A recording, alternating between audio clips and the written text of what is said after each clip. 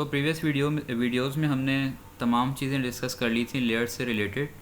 अब इस वीडियो में एक लास्ट टॉपिक जो कि लेयर्स से रिलेटेड है वो हम स्टडी करना है। उस टॉपिक का नाम है लेयर कॉम्प्स, ठीक है, मतलब लेयर कंपोनेंट्स।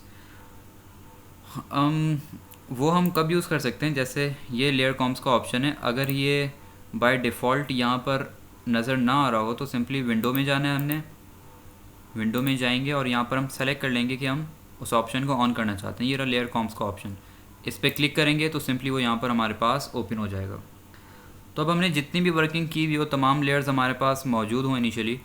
लेयर कॉम्प्स का काम क्या है कि अगर मैं यहाँ पर मैंने जितना भी मेरा वर्क है वो मैंने यहाँ पर किया हुआ है और यहाँ पर मैंने एक लेयर कॉम्प मैंने बना लिया। अब इसका पर्पज़ क्या है कि फॉर एग्ज़ाम्पल एक पोस्टर मैं बना रहा हूँ और इस पोस्टर पहले मैंने एक पोस्टर बनाया, उसकी अपीयरेंस मेरे पास कुछ और आ रही है। फिर मैंने सोचा कि इस पोस्टर को मैं थोड़ा सा चेंज करूँगा और चेंज करने के बाद जो सेकंड अपीयरेंस होगी, अब मैं चाहता हूँ इसी फाइल के अंदर जो पहले वाली वर्किंग है वो भी मौजूद हो और उसमें मैंने जो बाद में चेंजेस किए हैं वो भी मौजूद हों, ताकि मैं दोनों को एक साथ कंपेयर कर सकूँ। तो उसके लिए यूज़ होता है लेयर कॉम्प का ऑप्शन। तो जैसे लेयर कॉम्प, इसका कोई भी हम नाम रख सकते हैं, ऑप्शन 1 नाम रख देता हूँ मैं। नीचे ऑप्शन है अप्लाई टू लेयर्स, सारी लेयर्स की किस किस चीज़ के ऊपर ये अप्लाई होगा।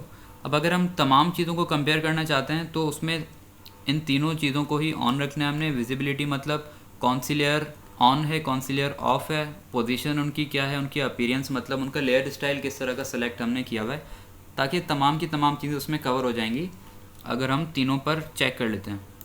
ठीक, तो हमने ऑप्शन 1 हमने सेलेक्ट कर लिया। ऑप्शन 1 सेलेक्ट करने के बाद फॉर एग्ज़ाम्पल मैंने लेयर 2 को मैंने यहाँ से हाइड कर दिया और लेयर 1 कॉपी इसको भी मैंने हाइड कर दिया और लेयर 1 और ये जो दोनों लेयर्स हैं इन दोनों की मैंने पोजीशन यहाँ से चेंज करके इसको भी, इन दोनों की पोजीशन मैंने चेंज कर दिया, आपस में अलाइन कर दिया इस तरीके से। और फिर दोनों के मैंने इफ़ेक्ट्स यहाँ पर ऑफ कर दिए। तो पहले मेरे पास कुछ और अपीयरेंस थी और अब मेरे पास कुछ और अपीयरेंस आ रही। तो यहाँ पर मैं क्रिएट करूँगा ऑप्शन 2, ठीक हो गया। तो अगर ऑप्शन 2 पे क्लिक किया हुआ है तो मेरे पास बाद वाली वर्किंग आ रही होगी, और अगर मैं ऑप्शन 1 पे क्लिक करूँगा तो मेरे पास जो इनिशियली जहाँ पर हमने काम सारा छोड़ा था और जितनी लेयर्स जिस फॉर्म में मौजूद थी सारी की सारी लेयर्स उसी फॉर्म में वापसी आ जाएंगी, ठीक हो गया। तो लेयर कॉम्प्स का ऑप्शन हम इस तरह से हम यूज़ कर सकते हैं कि अगर अब यहाँ पर तो बिल्कुल ही सिंपल है और जो चेंजेस किए हैं वो किसी काम के नहीं लग रहे हैं, लेकिन जैसे कोई भी पोस्टर हो उसमें कंप्लीट अपीयरेंस हम चेंज करके और उनको आपस में सिंपली यहाँ पर भी हम इस ऑप्शन से हम उनको आपस में कंपेयर कर सकते हैं।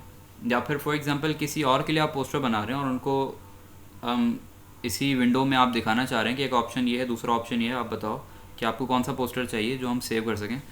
तो सिंपली यहाँ से दोनों ऑप्शन दिखाकर हम उसी को सेव कर सकते हैं।